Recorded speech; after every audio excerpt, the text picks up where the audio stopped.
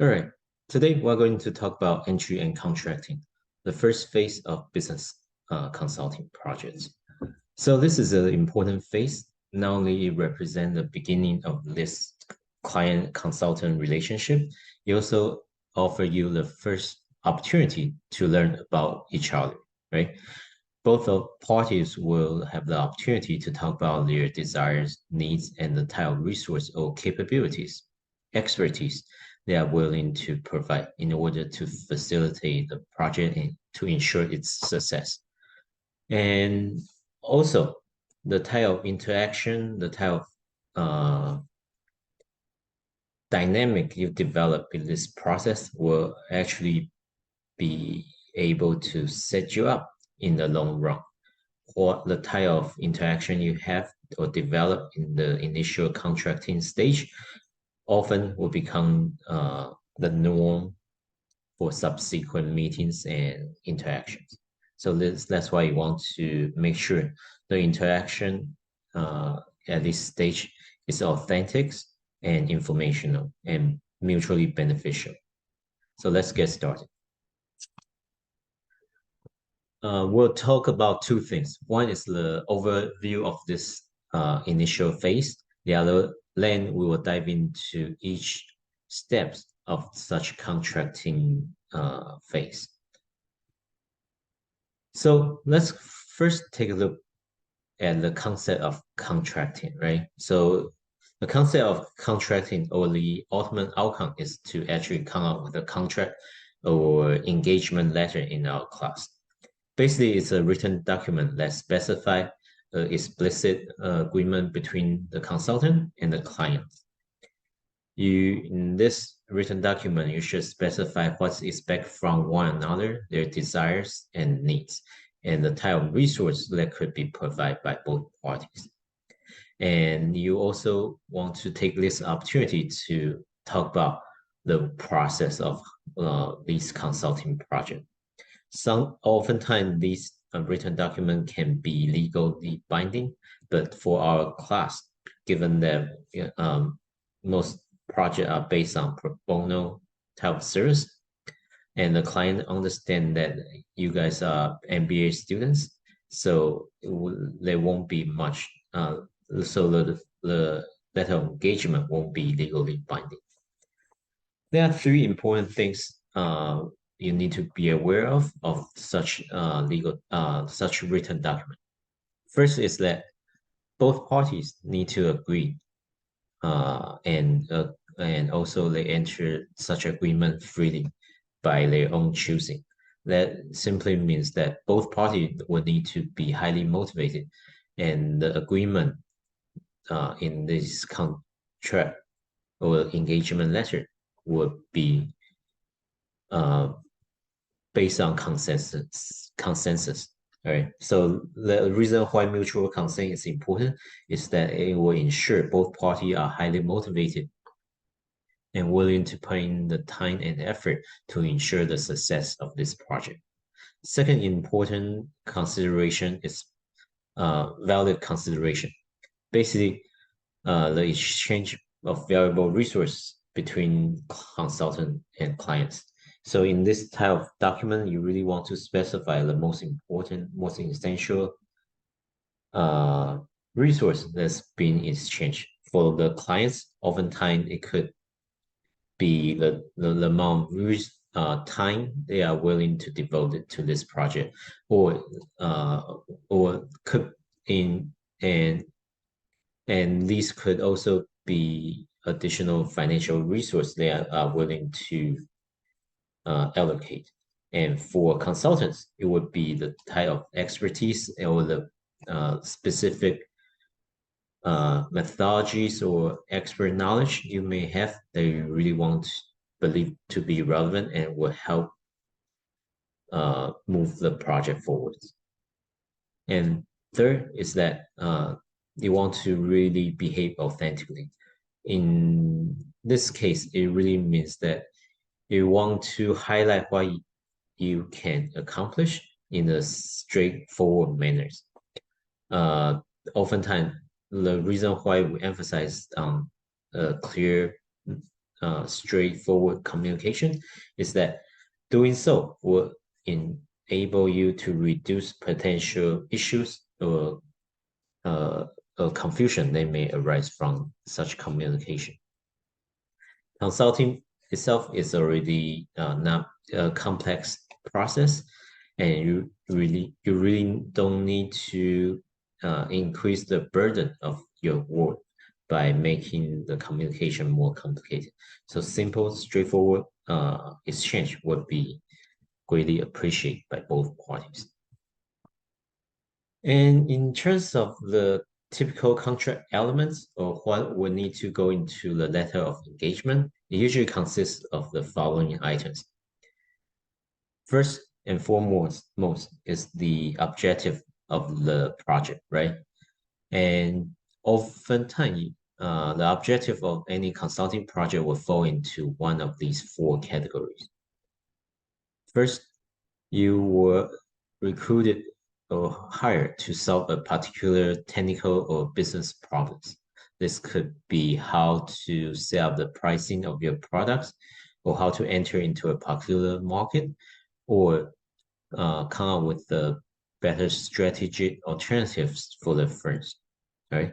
They have particular problems that they really need you to come up with the effective and efficient solution for it, right? Second possible area would be to create a new possibility for the organization. This could be figuring out how to provide value-added service for their own customers, or how to improve their innovation process or commercialization. The third possible objective for a consulting project is basically to train the clients on how to solve problem themselves. Oftentimes, clients may not have developed a systematic way of analyzing the situation and come up with the appropriate solutions. And that's when with these type of clients, what you need to do is, instead of telling them what solutions are feasible, what you really should do is to basically teach them how to fish, right? Show them, train them on a particular methodologies and show how this methodology could be applied for various situations. And finally, the fourth generic area would be how to improve how organization manage resource, uses systems, and work internally. This is when most of the organizational consultant will come in, and especially if the organization has these internal management issues, they will often raise this as a important topic area they really want to focus on.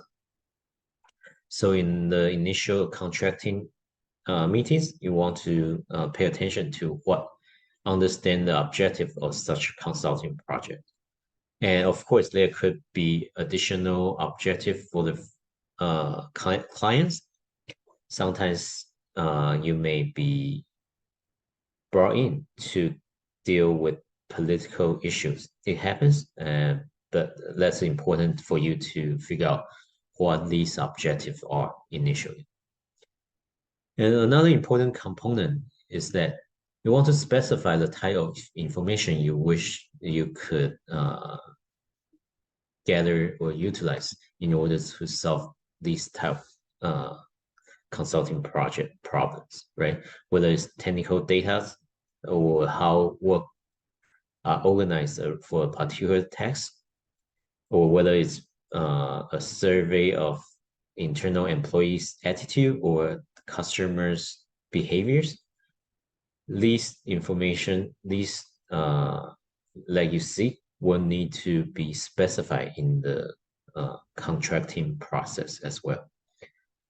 And in addition, you also need to specify your role for this project. For most consulting projects, the role for consultants is to understand the situation and provide reasonable solutions or alternatives.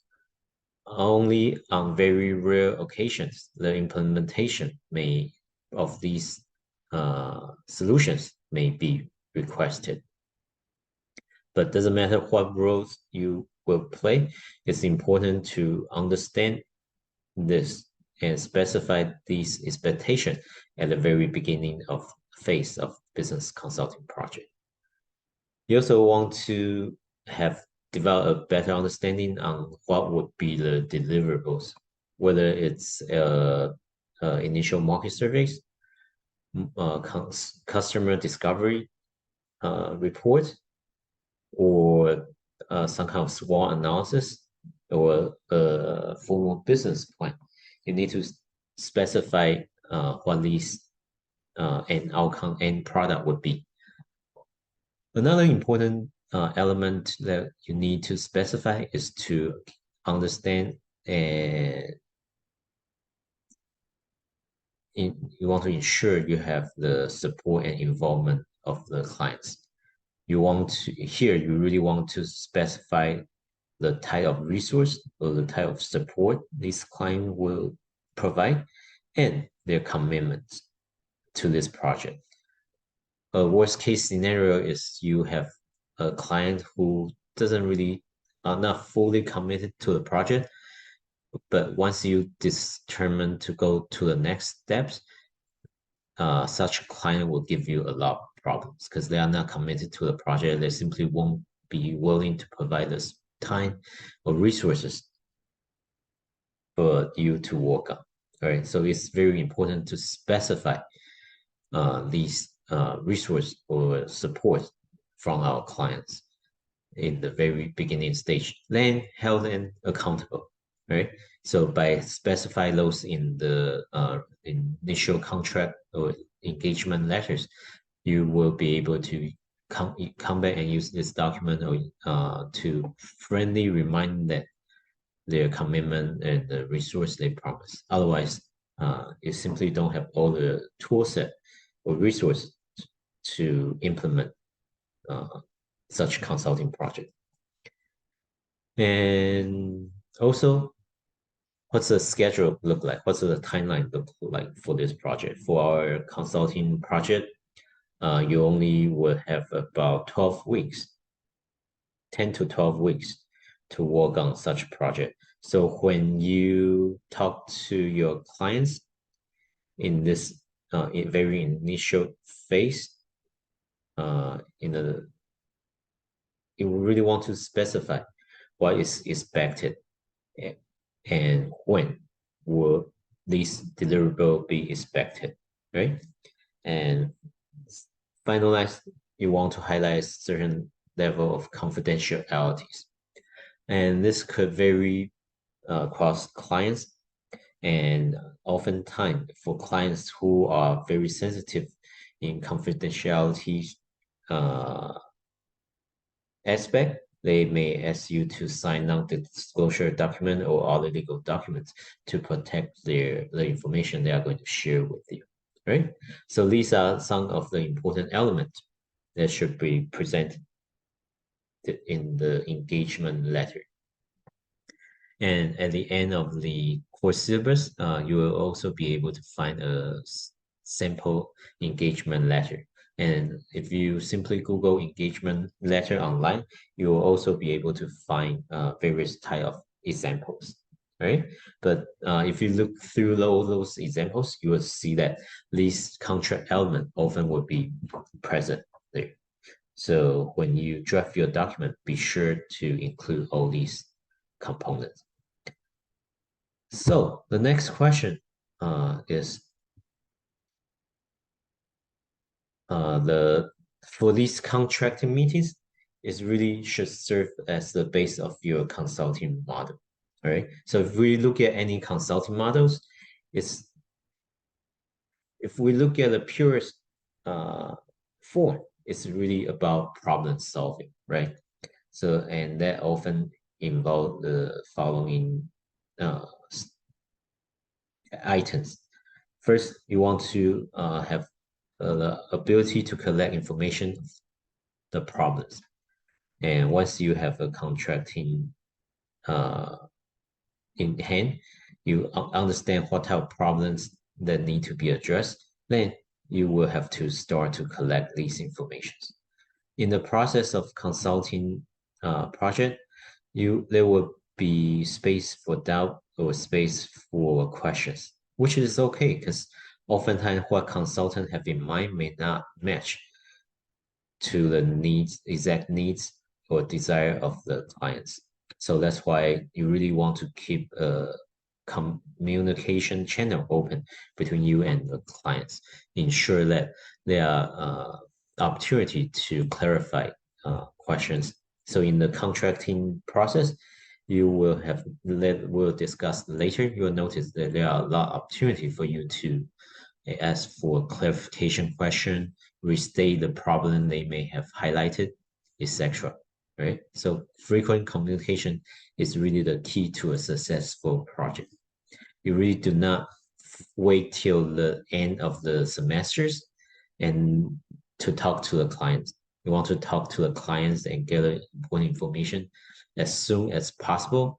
And furthermore, that's not all. In the consulting project duration, you really want to check in with your clients from time to time to make sure what you have, the data you have collected, the potential solution you provided is basically what they are looking for as well.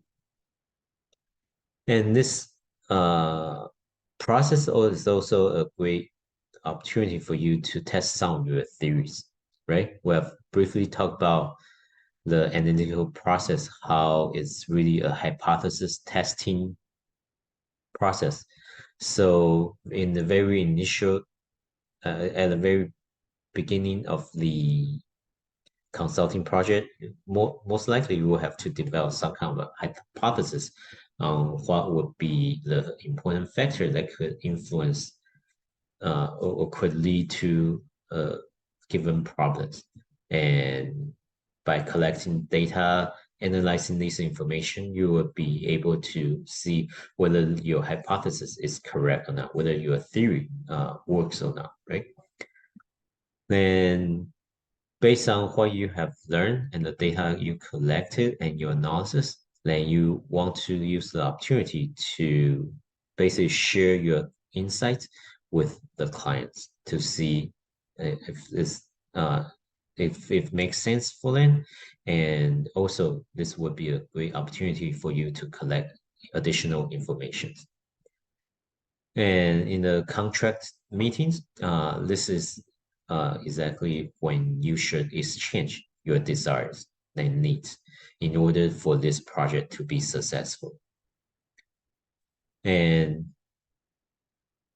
also, it's important to provide feedback to your clients on your reactions, or whether it's the type of desire, their needs or resources, or how they respond to the solution you have come up with. Overall, this doesn't matter what type of consulting project, it's really a collaborative process, meaning both the clients and consultant will jointly involve and collectively define problem and figure out what the solution would be.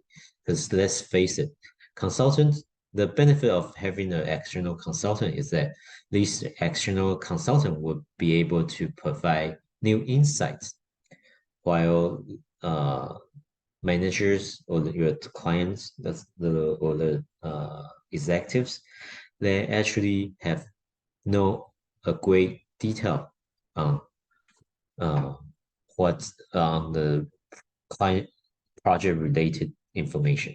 So it's important for you to constantly collaborate in order to discover new insights or new solution to existing problems, right? And another important things that you should pay attention to is to understand who are your clients. Oftentimes, we may think that the clients who would be those individuals who have attended the initial planning meetings. That's true, but only to a certain degree.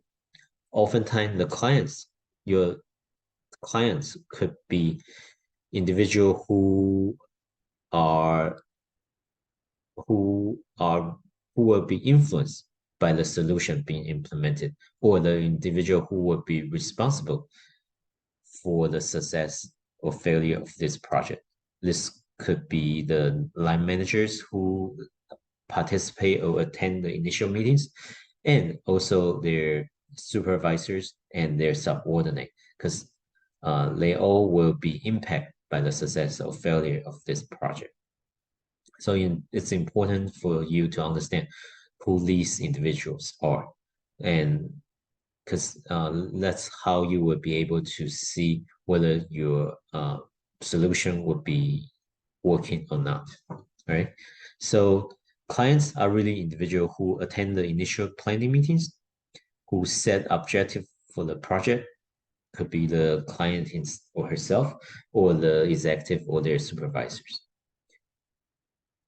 who will also approve any action to be taken, how to determine what type of information they are willing to provide, and once the solution have been created, whether or how are they going to implement such uh, solutions.